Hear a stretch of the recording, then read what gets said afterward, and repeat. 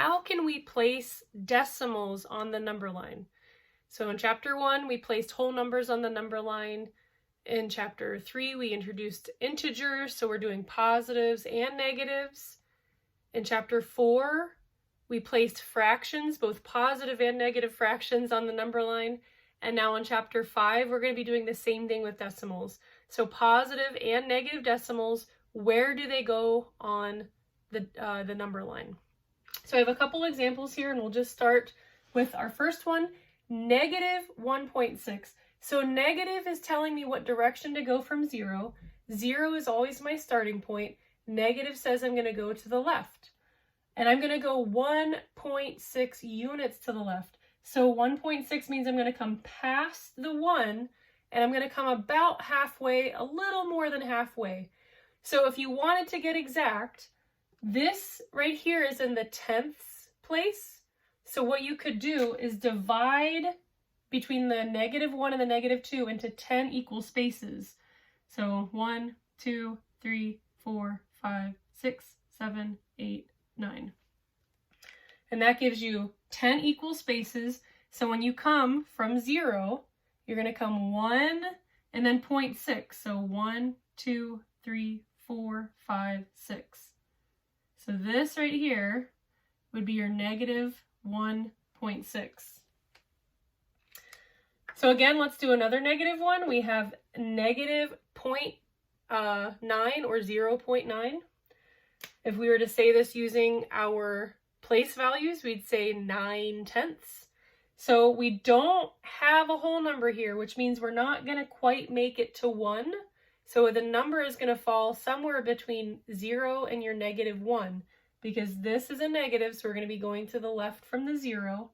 And again, because this is in the tenths place, we would divide this into 10 equal spaces.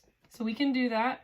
1, 2, 3, 4, 5, 6, 7, 8, 9. And that's not quite equal, but you get the point. And we're going to start at 0, and we're going to come 9/10 of the way to -1. So we're going to come all the way to our 9th spot,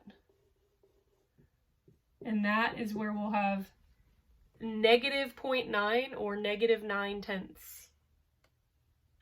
Our next one is 0.3. So 0.3, again, we don't have a whole number before it. So that means that we're before the 1, but because this is a positive, now when we start at 0, we're going to be moving to the right. So we're going to be moving to the right, and again, this is in the tenths.